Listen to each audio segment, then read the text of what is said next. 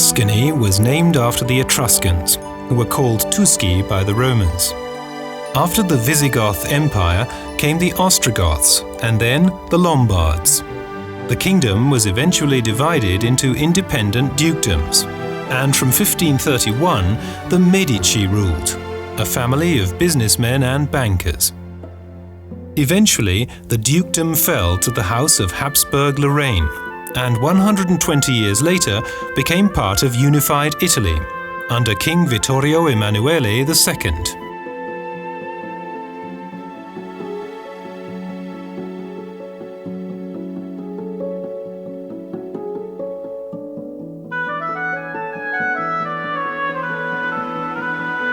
Florence is the present capital city of Tuscany, a city of art and joie de vivre. Around 1300 AD, Florence had a population of approximately 100,000, and at the end of the 14th century was governed by a small number of families who not only financed churches but also built magnificent palaces. Of these, the Medici family proved itself to be the most genial and mighty. Cosimo, the elder, behaved like a normal citizen and let his family's wealth benefit the entire city. During 5 centuries, the Medici family collected unbelievable treasures, which were later donated to the city.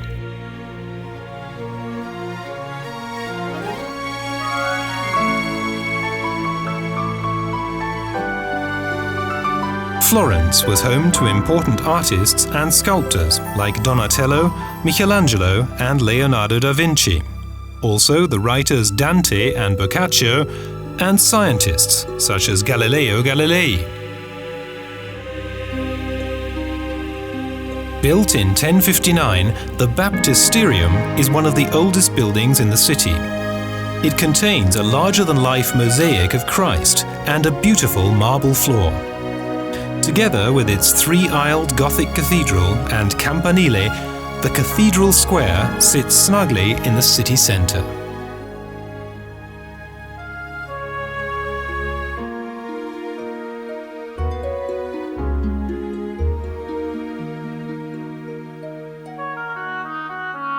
The Boboli Garden was created by incorporating 2 gardens, one at a higher level behind the Pitti Palace, the seat of parliament of Cosimo de' Medici, and the agricultural land between the city wall and the houses of Via Roma, which was called Boboli. The garden includes an amphitheatre, a pond with a marine fountain, cypress avenues, leafy walkways, a large grotto, and much more.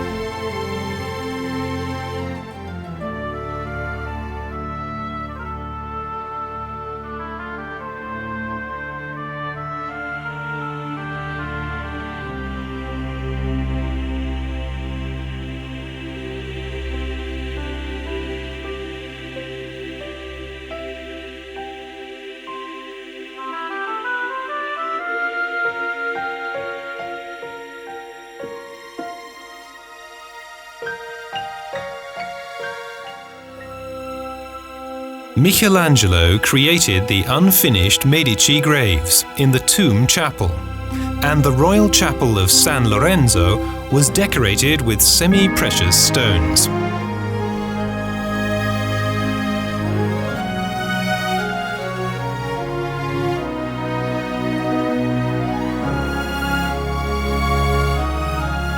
From the Basilica San Miniato, the view of the city across the River Arno is truly romantic.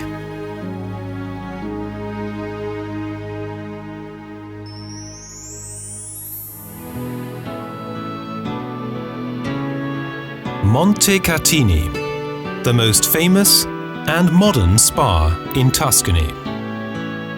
The hotels of the Belle Époque are situated in various parks and gardens. The special railway cuts through the orchards and meadows of Montecatini Alto, high on the mountain, revealing spectacular views.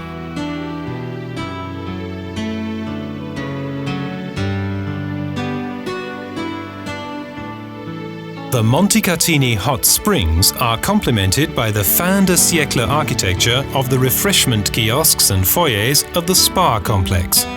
Everywhere exudes grand nostalgia for a bygone time.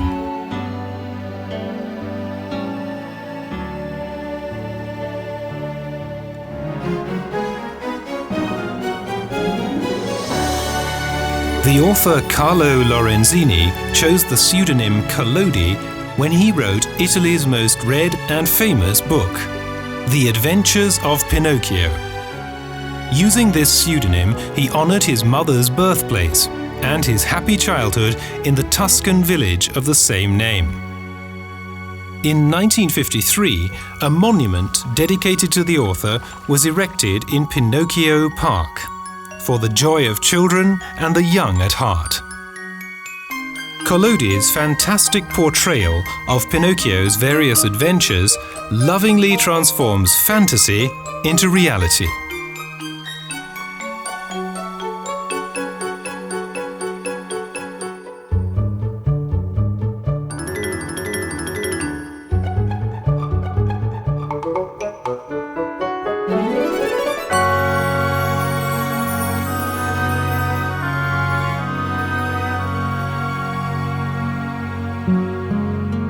All the most famous Tuscany families had a palace in the city and a villa in the country. The Villa Torrigiani is a good example of a grand summer residence.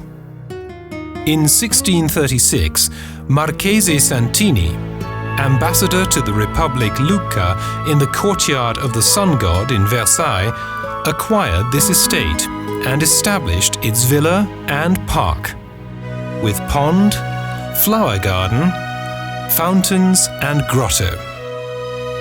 In recent years, many of these magnificent villas have been refurbished and open to the public.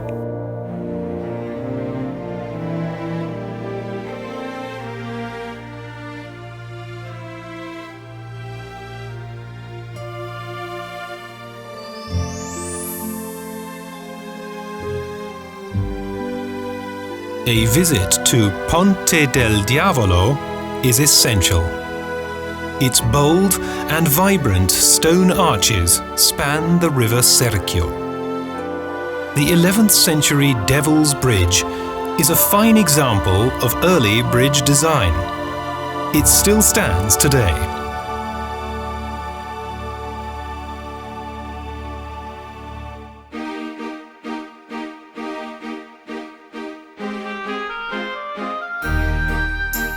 One of the most important historical towns of Tuscany rises from the lower reaches of the Serchio River on a former swamp, Lucca, a charming town dating from the Middle Ages. It is surrounded by a massive 4.2-kilometer long brick wall. This fortress wall helped Lucca to retain its independence and also protected it from the floodwaters of the Serchio. In the town centre, and dating back 4 centuries, Romantic churches blend with civic houses and patricians' palaces. At one time, Lucca's market square was a Roman amphitheatre, of which the seating structure was converted into houses. The importance of the town reached its climax around 180 BC, because the so-called Franken Road passed through it, a most important transport and trading route to Rome. But during the Middle Ages, part of the swamps dried out, and the road became less significant. Travellers preferred using the more convenient route across the plains. From here, Goths and Lombards ruled the region, and in 1369, Lucca was made a free town republic. In the 16th century, independence was lost, and the town was incorporated into the Great Dukedom of Tuscany.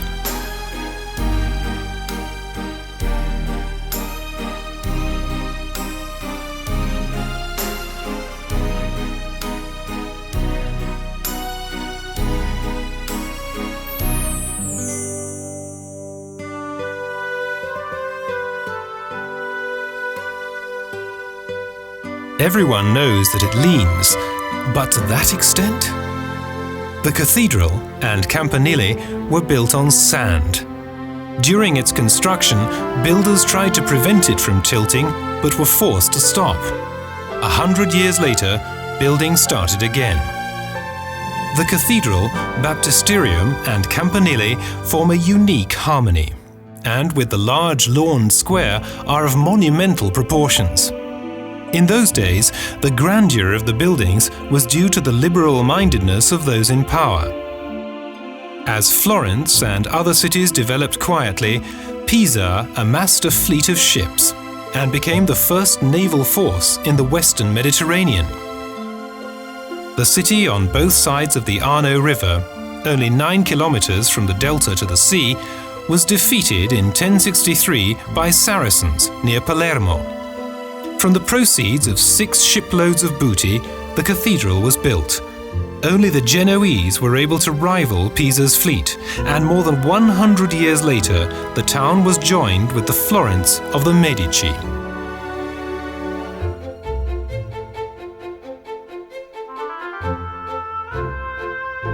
Pisa developed into a city of science and is strongly connected with the scholar Galileo Galilei, who, with the help of the chandelier in the cathedral, invented the swing rule.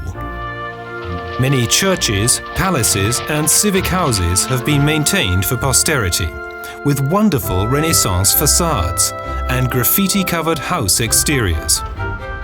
The warmth of this special city is all around.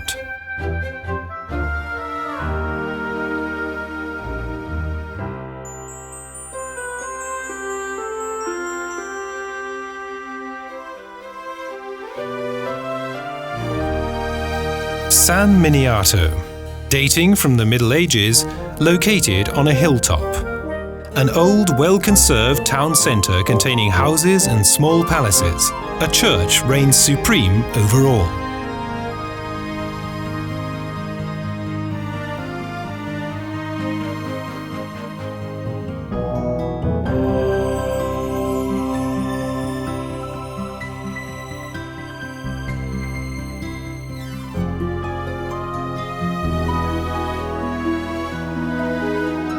The view over the surrounding hilly countryside is what the earliest inhabitants must have seen.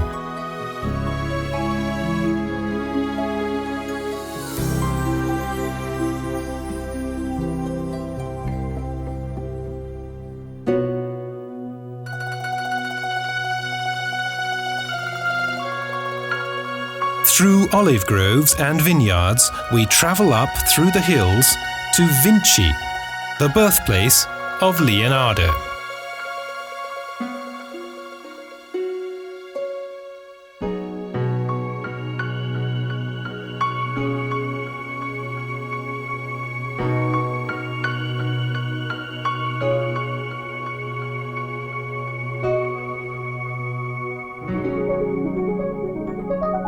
The palace stretches along the back of a hill, and in the castle in the center, the Leonardo Da Vinci Museum was established.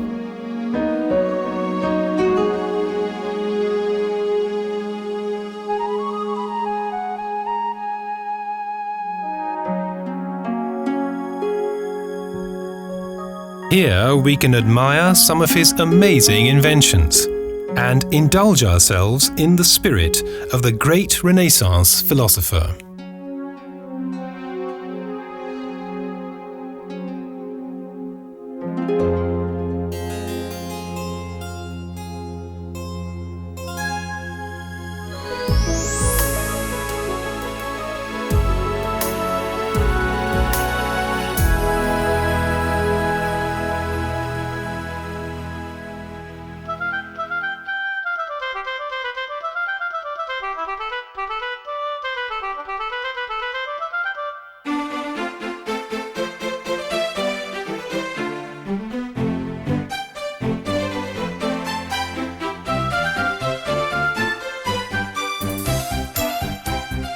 Chert, a medieval village in red brick, is located between Florence, Siena and Pisa. the birthplace and home of the author Giovanni Boccaccio, who also died here. Friedrich Barbarossa donated the village to Count Alberti, who governed it for many years and lived in the Palazzo Pretorio. During the entire duration of their rule, the family of Alberti were strongly opposed to Florence.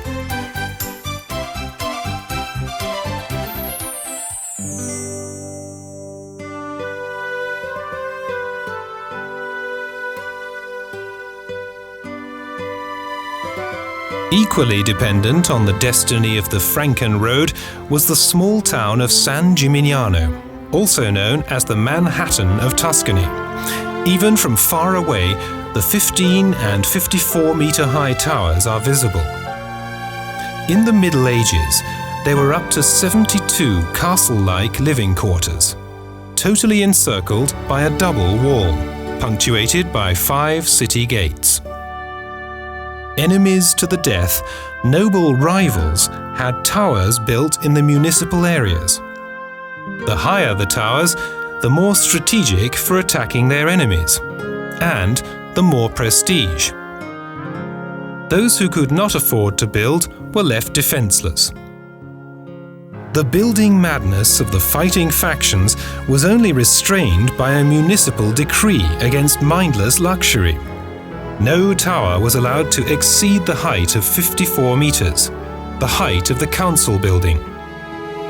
With the demise of the Franken Road, poverty began to set in.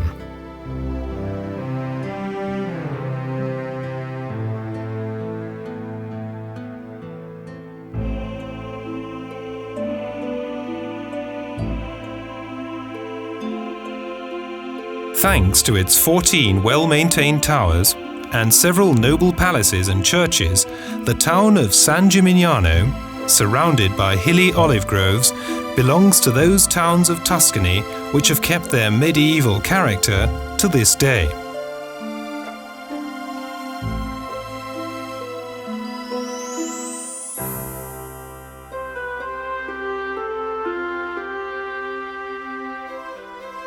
At the heart of Tuscany lies the provincial capital of Siena, a Gothic urban work of art.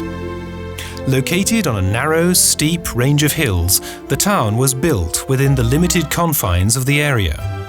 The complete structure, its squares and streets, the municipal buildings and noble palaces, the Palazzo Pubblico, the cathedral and the church, all date back to the 13th and 14th centuries. Few Renaissance palaces match those of this Gothic town. Its many narrow steps and lanes either rise up to the cathedral or lead down to the City Hall Square, Il Campo.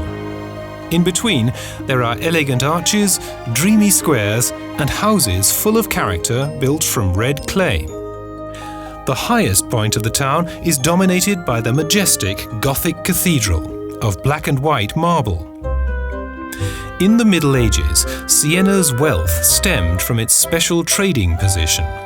The town was situated on an ideal location on the Franken Road, the vital transport route to Rome. The route through the swampy, flooded valleys was extremely dangerous. So the tradesmen and pilgrims took the route via Lucca, San Gimignano and Siena. Eventually, in the late Middle Ages, the town became less important because parts of the swampland were drained, and a more convenient route over the plains was made possible. The center of the city is marked by Il Campo, the most beautiful square in Italy. Since the early Middle Ages, this was the secular center of the city. Cafes and restaurants in Gothic palaces line the curves of this shell-shaped square, paved with red brick and with a large fountain at its highest point.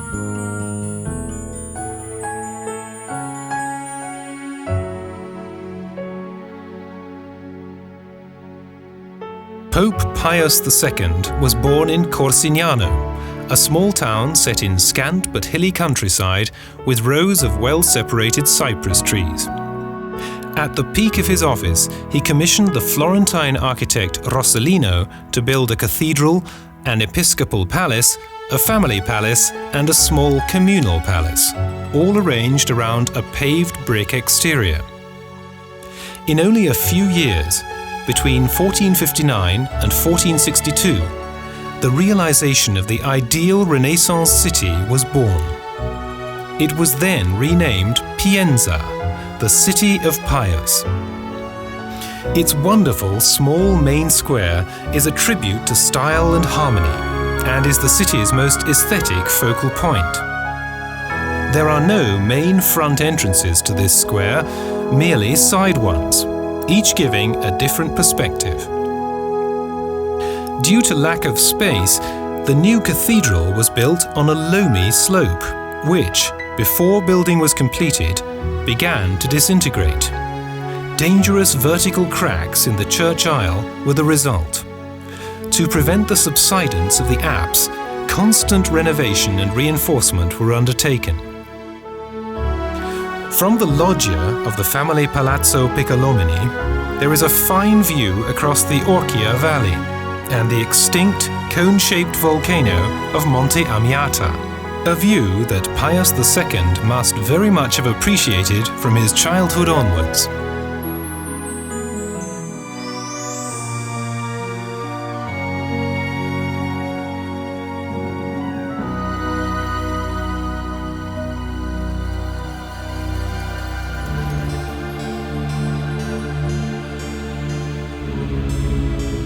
For wine connoisseurs, a small town situated on a hill and entirely enclosed by a wall, Montepulciano, is typical of its genre. Here, the noblest wine of Tuscany is made, the so-called Vino Nobile. Montepulciano, as the Romans called it, almost certainly originated in Etruscan times. Its main prosperity was enjoyed in the 15th and 16th centuries, and its many palaces and churches demonstrate the past wealth of the town. Each year, on the last Sunday of August, all 8 town districts organize a race with empty wine barrels, followed by a grand celebration supper on the Piazza Grande.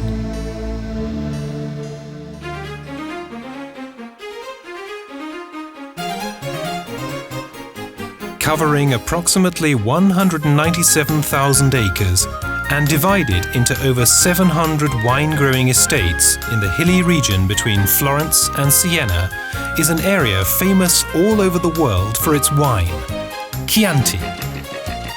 Here, the hills reach an optimum height for the wine, 250 to 600 meters.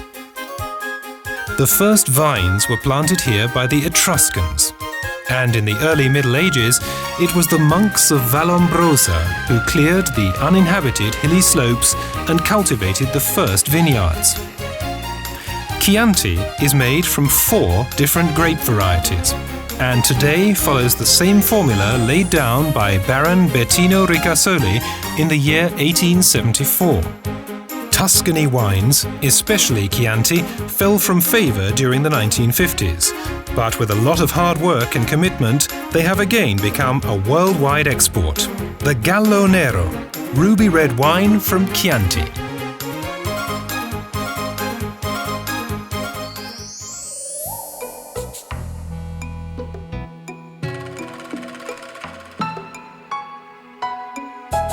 Seemingly limitless, undulating countryside, as modelled by sculptors. Throughout the past century, human hands have styled Italy's garden. The endless, individual contours of hills and mountains. A feeling of shape, infinitely bold, but also playful and free. The completion of the connection between nature and art.